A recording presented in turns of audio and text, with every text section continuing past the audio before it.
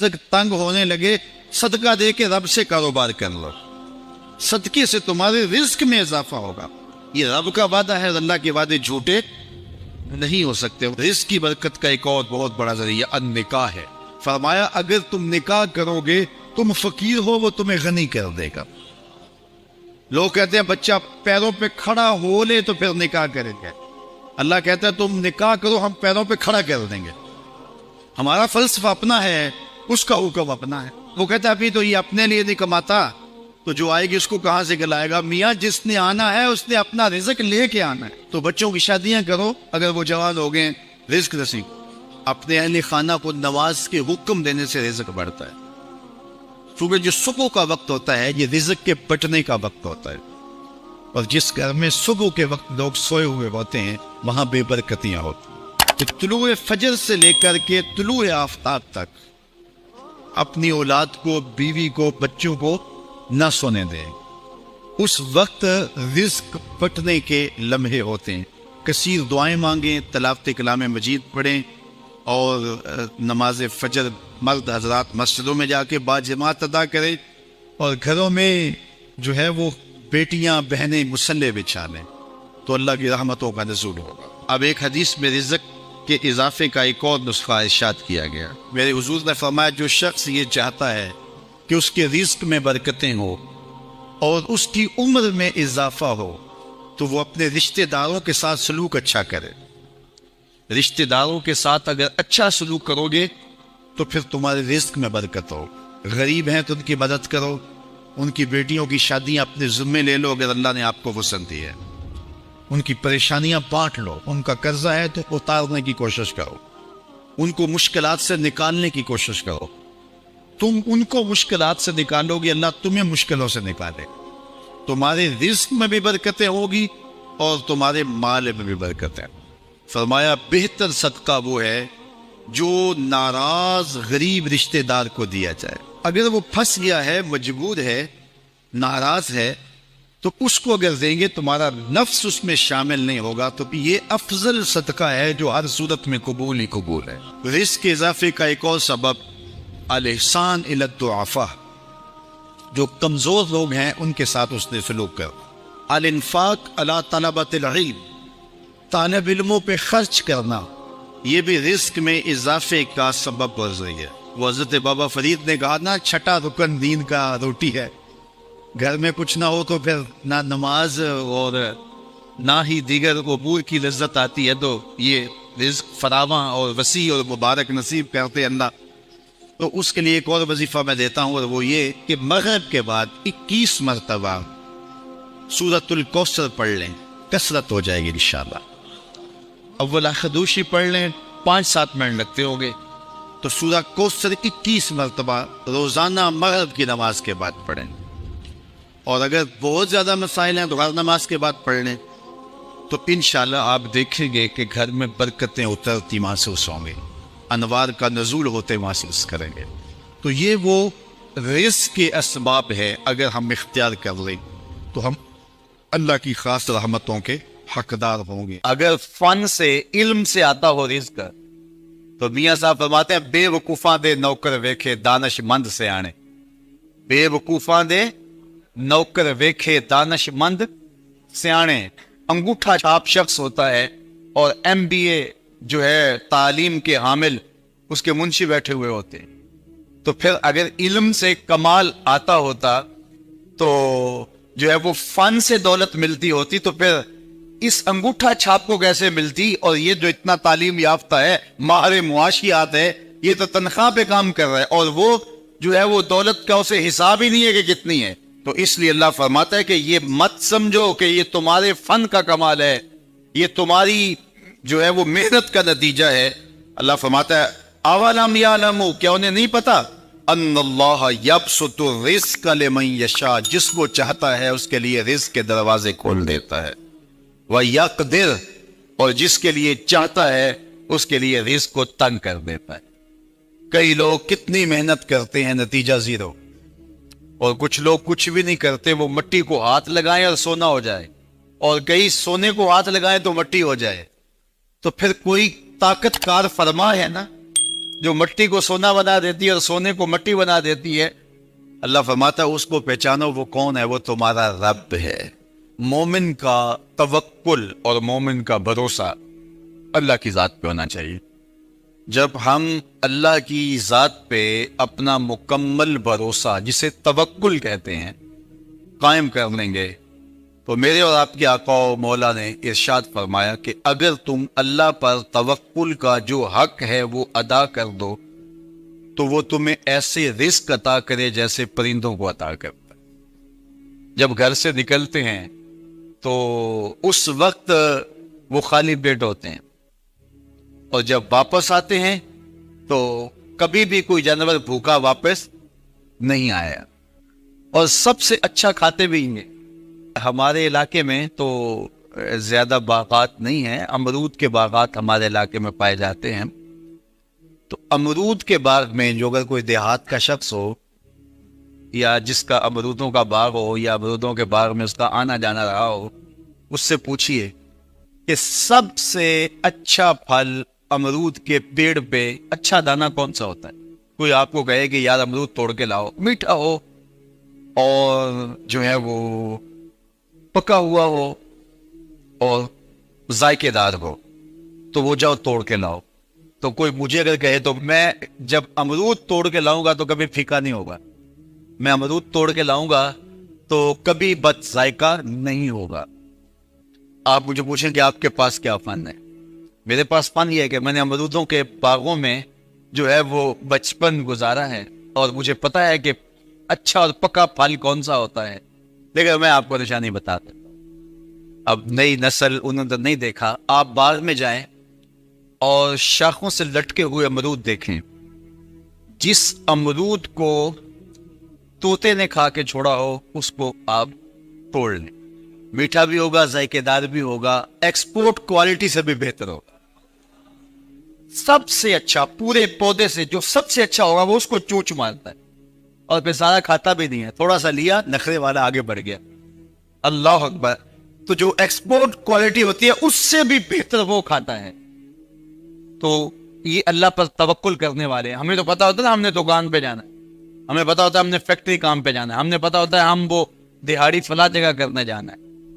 انہوں نے کہیں ان کا کوئی ایسا ٹھیا نہیں ہوتا کہ وہاں جانا ہے۔ بن توکل پنچھی اڑ دے، بن توکل پنچھی اڑ دے، خرچ نہ پلے زیرا ہوں، خرچ نہ پلے، کوئی راس المال بھی نہیں ہوتا کہ یہ لگائیں گے پھر اس پہ اتنے پیسے آئیں گے، اصل ہمارے ہوں گے، اتنا نفع، ویسا نہیں ہے۔ گھر سے نکلتے ہیں تو خالی پیٹ ہوتے ہیں، اور جب واپس آتے ہیں تو پیٹ بھرے ہوئے ہوتے ہیں۔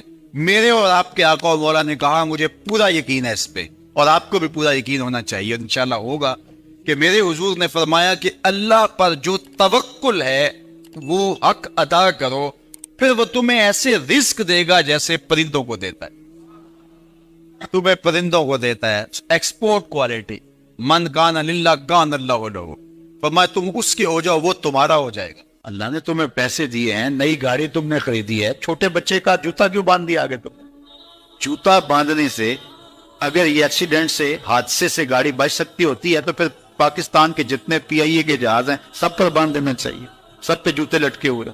عجیب تم نے فلسفہ تراشا، کسی نے جو ہے وہ کالی رنگ کی پٹی باندھ دی نیچے، اس سے اس کو نظر نہیں لگے گی۔ گھوڑے کے پاؤں کے نیچے جو کھری لگی ہوئی ہوتی ہے، کچھ لوگوں نے اپنے گھروں میں وہ باندھی ہوئی ہوتی ہے کہ اس سے ہمارے گھر کے اندر کوئی مصیبت نہیں آئے گی، کوئی تکلیف نہیں آئے گی۔ کسی نے ہنڈیا اپنے گھر کے اوپر الٹی رکھی ہوئی ہوتی ہے، یہ ہنڈیا بچا لے گی، اور یہ ہنڈیا کیا بچائے گی؟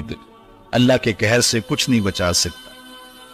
جب تمہارے اوپر کوئی مصیبت نازل ہونی ہے تو کچھ نہیں بچا سکتا۔ اگر بچنا چاہتے ہو تو پھر اللہ سے استغفار کرو، اللہ تعالیٰ کی تسبیح کرو، اللہ کی تحلیل کرو، میرے حضور پہ درود پڑھو، پھر دیکھنا کہ مصیبتیں ٹلتی ہیں یا نہیں ٹلتی۔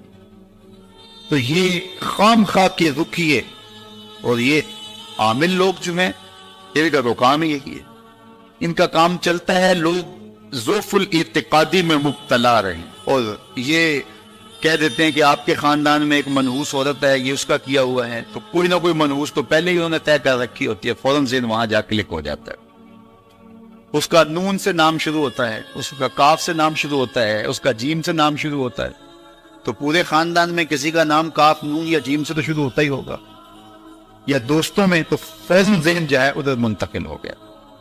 اب یہ بابا جی نے بتا دیا ہے، ہاں اس نے یہ بات کی تھی، کچھ باتیں یاد آنے لگی، اس کاف سے شروع ہونے والے نام کے ساتھ نفرت پیدا ہو گئی۔ اس باپے نے نفرت کا کاروبار کیا، اس نے تو 100 روپے 200 روپے لے لیے، لیکن دو انسانوں کے اندر نفرت ڈال دی۔ اس کا گریبان کل قیامت کے دن پکڑا جائے گا۔ ان ملنگوں کے پاس، ان ذوف الاعتقادی کو پھیلانے والوں کے پاس کبھی نہ جاؤ۔ تمہیں مصیبت پڑی ہے، تمہیں لگ رہا ہے کہ شاید میرے اوپر جادو ہے، تو پڑھو نا سورہ بقرہ، جادو جڑ سے اوپر جائے گا۔ 40 دن اپنے گھر میں سورہ بقرہ پڑھو، برکت ہوگی۔ کہتے ہیں مولوی صاحب 40 دن تو نہیں پڑھی جا سکتی، 2.5 پارے، ہمیں کوئی تعویذ ہی کرتے ہیں۔ ہم شارٹ کٹ چاہتے ہیں نا، روزانہ صبح 2.5 پارے سورہ بقرہ پڑھے، یہ تو ہم سے نہیں پڑھی جائے گی، تو آپ کوئی تعویذ ہی لکھ۔ کاروبار میں برکت نہیں، میں کہتا ہوں پڑھو نا سورہ واقعہ، 3 رکوع ہیں، برکت ہو گیا۔ ہم کہتے ہیں ہمیں تعویذ ملنا چاہیے، بس وہ ہم گلے میں رکھ دیں، بٹوے میں رکھ لیں، پرس میں رکھ لیں، اور ہمارا کام ہو جائے، ہمیں کچھ بھی نہ پڑھنا پڑے، ہمیں وضو تک نہ کرنا پڑے، نماز نہ پڑھنی پڑے، اور برکت ہو جائے۔ ایسے برکت تو نہیں آتی۔ اس لیے چھوڑو ان کی جان، آؤ قرآن مجید پہ آؤ، آؤ سجدوں پہ آؤ، آؤ دعاؤں پہ آؤ۔ سحری کے وقت اس کی رحمتیں آواز دے رہی ہوتی ہیں، حال میں مسترزقن، ہے کوئی رزق مانگنے والا؟ تم اس وقت سوئے ہوئے سارے دن ٹوکری کھاتے ہو، آؤ نا اس وقت جھولی پھیلا کے، ہاتھ پھیلا کے کہو مالک تو جھولیاں بھر دے۔ تو پھر دیکھنا، میرا بیٹا سالم مشرکین کی قید میں ہے اور میں فقر کی حالت میں ہوں، تو فرمایا آل محمد کے پاس ایک سیر جو ہیں، بس اس کے علاوہ ہمارے پاس بھی کھانے کے لیے دنیاوی اسباب نہیں ہیں۔ کہا صبر کرو اور اللہ سے ڈرو، اور لا حول ولا قوت الا باللہ کثرت کے ساتھ پڑھو۔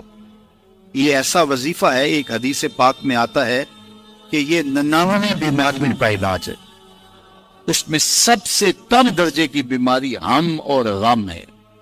یہ دکھ کا مداوع ہے، مشکلات کا علاج ہے، اور یہ وظیفہ میرے حضور نے بتایا۔ حضرت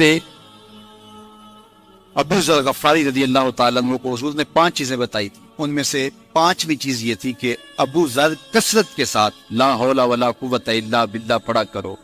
فرمایا عرش الہی کے نیچے ایک خاص خزانہ ہے، یہ وظیفہ وہاں سے آیا ہے۔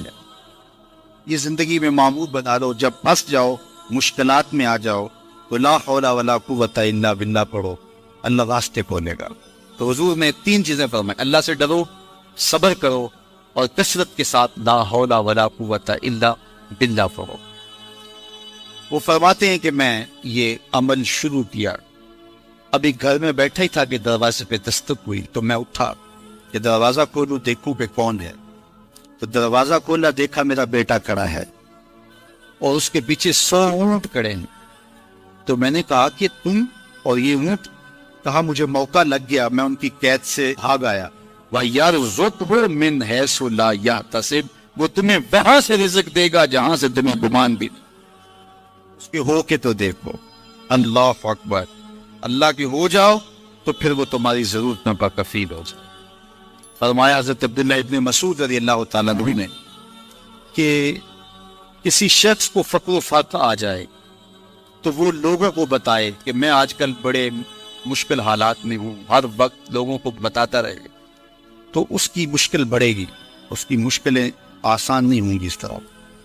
اور اگر وہ اپنی اس مشکل کو کسی سے شیئر نہ کرے، بلکہ مسلح بچھا کے اپنے رب سے کہے کہ مالک فقر و فاقہ آ گیا ہے اور اس کا علاج تیرے پاس ہے، اس مرض کا مداوع تیرے پاس ہے۔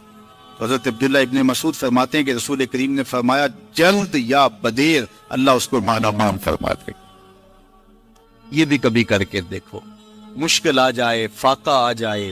اور قرآن مجید کا دل سورہ یاسین ہے، جس نے 1 مرتبہ سورہ یاسین کی تلاوت کی، اللہ 10 مرتبہ قرآن پڑھنے کا ثواب عطا کرے۔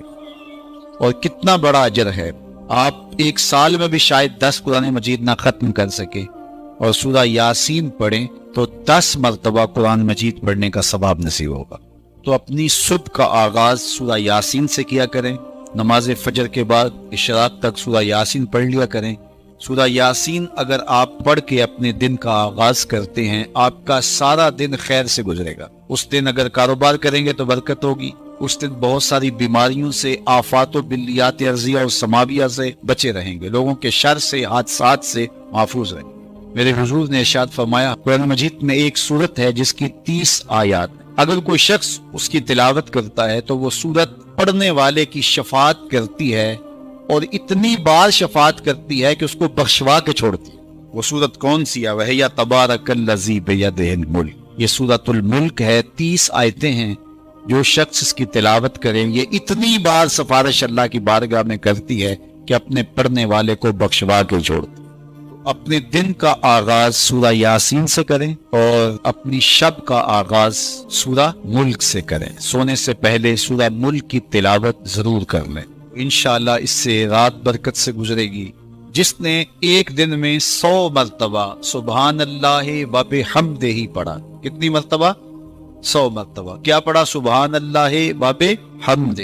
فرمایا کہ اس کے گناہ سمندر کی جھاگ کے برابر بھی ہوں تو اللہ معاف فرما دے گا. تو یہ اپنے وظائف میں شامل کر لیجئے سبحان اللہ و بحمدہ. اور حدیث بخاری ہے کہ 2 کلمے ایسے ہیں جو اللہ کو محبوب ہیں اور زبان پر مشکل نہیں، زبان پر بڑے آسان ہیں، اور جب میزان پہ رکھے جائیں گے تو پلڑے کو جھکا دیں گے، بڑے بھاری ہیں میزان پہ. وہ 2 کلمے یہی ہیں سبحان اللہ و بحمدہ سبحان اللہ العظیم. تو اگر اس کو 100 مرتبہ روزانہ پڑھے تو سمندر کی جھاگ کے برابر بھی گناہ ہو تو اللہ معاف فرما دیتا. اللہ فرماتا ہے ما یفعل اللہ بعذابکم، وہ تمہیں عذاب دے کے کیا کرے گا؟ ذرا لہجہ دیکھیے، ذرا انداز. ما یفعل اللہ بعذابکم، وہ تمہیں عذاب دے کے کیا کرے گا؟ تم اس کی مخلوق ہو، اپنے دستے قدرت سے اس نے تمہیں بنایا ہے، تو وہ تمہیں عذاب دے کے کیا کرے گا؟ اس کی ضرورت نہیں ہے کہ تمہیں عذاب دے، نہ اس کی چاہت ہے کہ تمہیں عذاب دے. کوئی خود چھلانگے لگائے تو اس کی مرضی. فرمایا کہ ما یفعل اللہ بعذابکم، وہ تمہیں عذاب دے کے کیا کرے گا؟ ان شکرتم وآمنتم، اگر تم شکر ادا کرو اور ایمان لاؤ تو وہ تو قدردان ہے جو کوئی اس کا شکر کرتا ہے اور جو اس پر ایمان لاتا ہے. تو اللہ اس کے لیے عذاب نہیں رکھا، اس کے لیے رحمتیں رکھی ہوئی. تمہیں دست قدرت سے بنایا ہے اور وہ تمہیں خوش دیکھنا چاہتا ہے، تمہیں خوشحال دیکھنا چاہتا ہے، تمہیں سرشار دیکھنا چاہتا ہے، تمہیں نہال دیکھنا چاہتا ہے، تمہاری زندگی کو خوشگوار دیکھنا چاہتا ہے. تم نے اپنے آپ کو خود اپنے اعمال کی وجہ سے مصیبتوں میں ڈالا ہے، تو کہا شکر کرنے کی عادت ڈال لو. دیکھنا پھر اللہ تعالیٰ جل شانہ کی رحمتیں تمہارے اوپر کس طرح اترتی ہیں، اس کی نوازشیں تمہارے اوپر کیسے برستی. توکل اگر ہم سیکھ جائیں تو توکل ایک ایسی دولت ہے کہ جو خوشحال زندگی کی ضمانت بنتی. جب ہم اللہ پر توکل نہیں کرتے اور ہم سمجھتے ہیں یہ سب کچھ ہماری محنت کا نتیجہ ہی ہوگا، اور نتیجہ جب نہیں آتا تو پھر ہم بے چین مضطرب ہو جاتے. اور جب ہم اس پہ توکل کر لیں تو پھر ہمارا صرف اتنا ہی کام ہے کہ میاں ہم یہ کام کر رہے ہیں، بس یہ حکم، ہم بیج بو رہے ہیں، بس یہ حکم ہے اور بو رہے ہیں. باقی اس پہ بھروسہ ہے، یہ کام اس کا ہے کہ اس نے اس کو اگانا ہے، اس کے اوپر پھل لگانے ہیں. تو جب اس پہ توکل ہو جائے تو بندہ سوکھا رہتا ہے، ورنہ بندہ مشکل میں مبتلا ہو جاتا ہے. بسا اوقات ایسا ہوتا ہے کہ بندہ ایک منصوبہ تیار کرتا ہے، اس کا عملی نتیجہ اس کو سامنے نظر آ رہا ہوتا ہے، لیکن نتیجہ بالکل الٹ جاتا ہے. سید علی المرتضیٰ فرماتے ہیں میں نے اپنے ارادوں کی شکست سے ہی اپنے رب کو پہچانا ہے، کہ میں ایک منصوبہ تراشتا ہوں کہ یہ اور یوں ہوگا اور وہ ہونا چاہیے، لیکن نتیجہ وہ نہیں آتا، تو کوئی طاقت ہے اس کا جو نتیجہ بدل دیتی ہے. تو بندہ اس طاقت پہ یقین کرتے، اس پہ توکل کر کے جو ہے وہ اس پہ بھروسہ کر لے تو زندگی سوکھی ہو جاتی. مغرب میں جو اللہ پر یقین نہیں رکھتے وہ خودکشی کر لیتے ہیں کہ یہ کیوں ہو گیا، ایسا نہیں ہونا چاہیے تھا.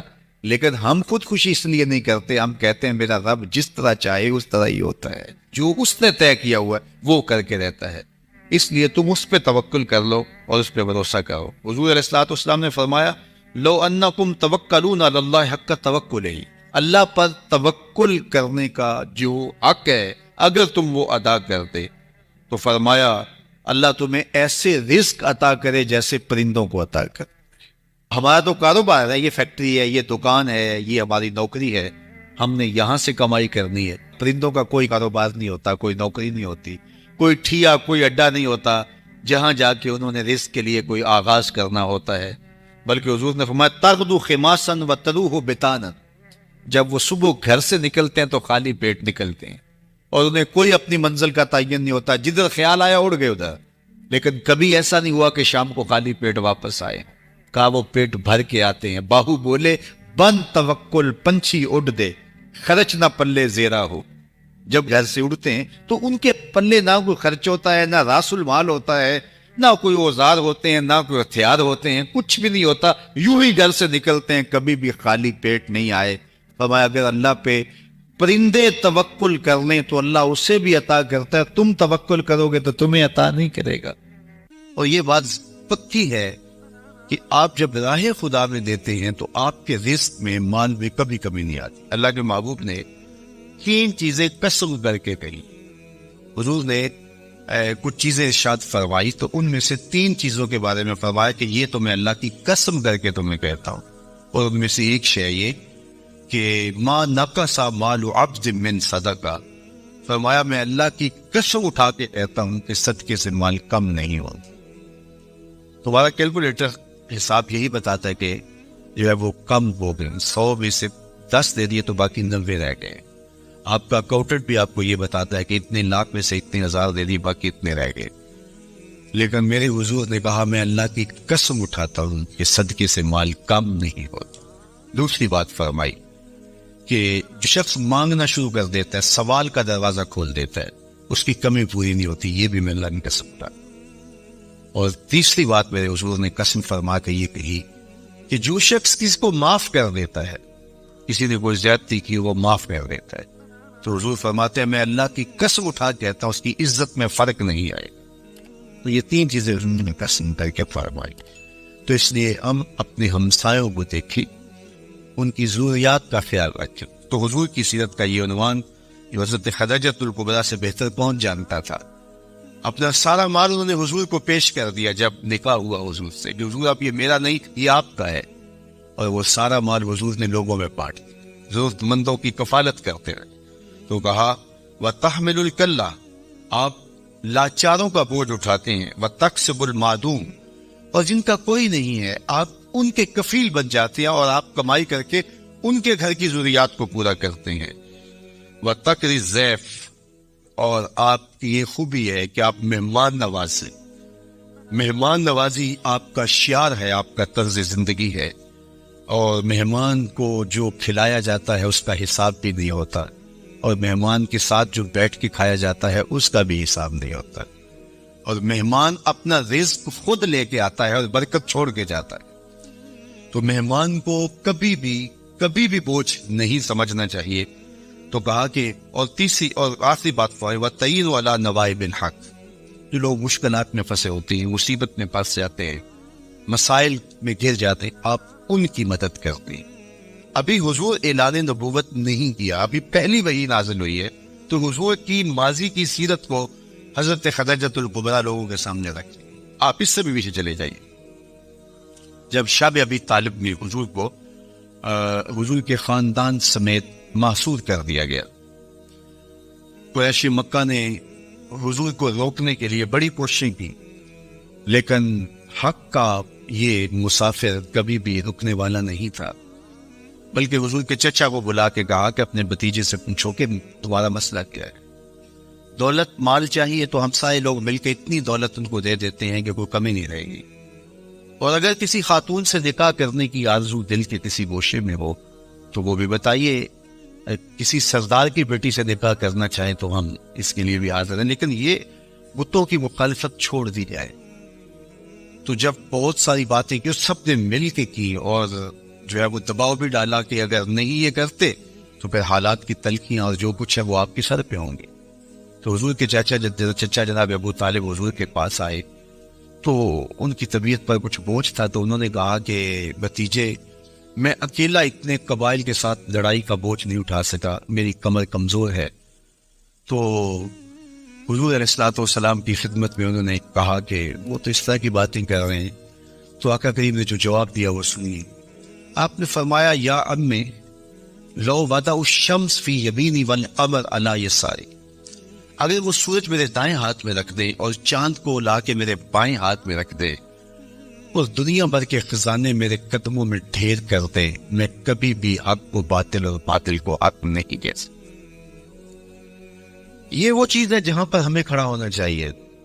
یہ رشوت کیا ہوتی ہے؟ ہم اداروں میں افسر بن کے بیٹھتے ہیں اور ہم کسی ذمہ دار منصب پہ بیٹھتے ہیں، تو ہمیں چند ٹگوں سے کوئی خرید لیتا ہے، ہمارا ضمیر پھر کہاں ہوتا ہے؟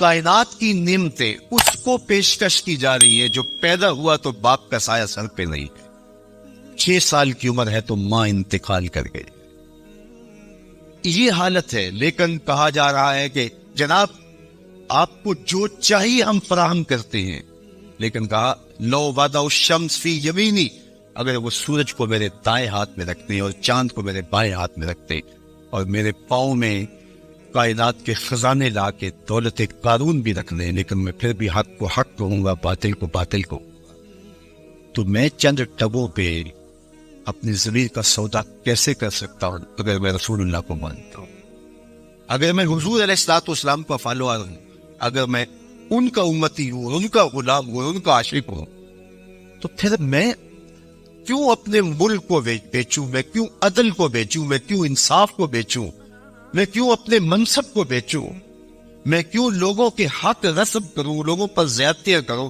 میں دیوار رکھتے ہوئے ہمسائے کے 2 انچ دبانے کے لیے اپنی ضمیر کا سودا کر لوں، میز کے اوپر سے رشوت پکڑوں یا نیچے سے پکڑوں، فرق نہیں پڑتا اس سے، میں اپنی ضمیر کا سودا کیا ہے اور برسر بازار کیا ہے اور بہت سستا بیچا ہے میں نے اپنے آپ۔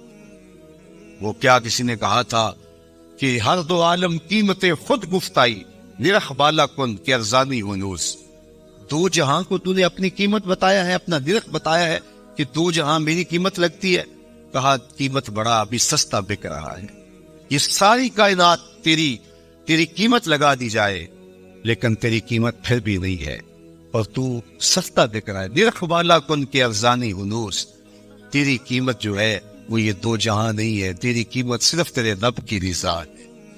تو کہا کہ میں کبھی بھی، تو یہ حضور علیہ الصلوۃ والسلام کی زندگی تھی۔ خیر انہوں نے جب کہا کہ میں تو نہیں تمہاری بات کو ماننے والا، تو پھر انہوں نے سماجی بائیکاٹ کر دیا، سوشل بائیکاٹ کر دیا اور حضور کو شاب ابی طالب میں مقید کر دیا۔ تو حضور کے چچا نے اس وقت ایک قصیدہ لکھا حضور کے نام، چونکہ یہ پانی نہیں پہنچنے دیتے تھے، غلہ نہیں پہنچتے تھے، کوئی باہر سے بھی آتا تاجر تو اس کا غلہ خود خرید لیتے کہ کہیں وہ بنو ہاشم کے پاس نہ چلا جائے، اور وہ خرید کے اپنی زندگی اور موت کے درمیان جو ٹوٹتا ہوا رشتہ ہے جو ہے وہ اس کو کہیں بچا نہ پائے۔ تو حضور کے چچا نے ایک ماضی کا واقعہ قریش کو یاد دلایا اس قصیدے میں۔ ہوا اس طرح کہ حضور کی عمر تھی کوئی 9 سال یا 8 سال کہ مکے میں قحط پڑ گیا، تو حضور کے چچا کے پاس لوگ آئے کہ قحط پڑ گیا ہے اور آپ اولاد اسماعیل سے ہیں، تو اللہ کی بارگاہ میں دعا کیجیے کوئی بارش کے آثار پیدا ہو اور کوئی سبزہ پیدا ہو۔ آپ نے فرمایا تم بھی سین حرم میں پہنچ جاؤ، میں بھی پہنچ جاتا ہوں، وہ اللہ کی بارگاہ میں دعا کرتے ہیں۔ خیر لوگ جمع ہو گئے تو حضور کو ساتھ لیا حضور کے چچا نے اور سین حرم میں پہنچے اور کعبۃ اللہ کی دیوار کے ساتھ حضور کو یوں کھڑا کیا کہ حضور کی پشت کعبہ کی دیوار کے ساتھ لگ رہی تھی اور رخ لوگوں کی طرف تھا۔ تو جب یوں حضور کھڑے ہو گئے تو حضور کے چچا نے ایسے ہاتھ پھیلا کے کہا اے اللہ اس گوری رنگت والے کے صدقے بارش نازل کر۔ راوی کہتا ہے ابن اسحاق نے لکھا ہے، باقی لوگوں نے بھی لکھا ہے کہ ابھی جو ہے وہ لوگ گھروں کو نہیں پہنچے تھے کہ چھم چھم می برسنے لگا اور لوگ ٹھیک کے گھروں کو گئے اور اتنا سبزہ ہوا کہ لوگ خوشحال ہو گئے۔ تو آج جب حضور علیہ السلام اور حضور کے خاندان کو شاب ابی طالب میں مقید کر دیا گیا تو کچھ پہنچنے بھی نہ دیا جاتا، تو حضور کے چچا نے یہ پرانا واقعہ قریش کو یاد دلاتے ہوئے کہا وَأَبْيَضُ يُسْتَسْقَى الْغَمَامُ بِوَجْهِهِ سِمَالُ الْيَتَامَى عِصْمَةٌ لِلْأَرَامِنِ، آج تم پانی نہیں پہنچنے دیتے، غلہ نہیں آنے دیتے، وہ واقعہ بھول گئے ہو جب قحط پڑا تھا اور نہ بارش برستی تھی نہ سبزہ اگ رہا تھا، جانوروں کی چھاتیاں بھی سوکھ گئی تھی، دودھ بھی نہیں مل رہا تھا، یہی میرا وہ گوری رنگت والا بھتیجا تھا جس کے چہرے کو دیکھ کے امٹ کے بادل آئے تھے.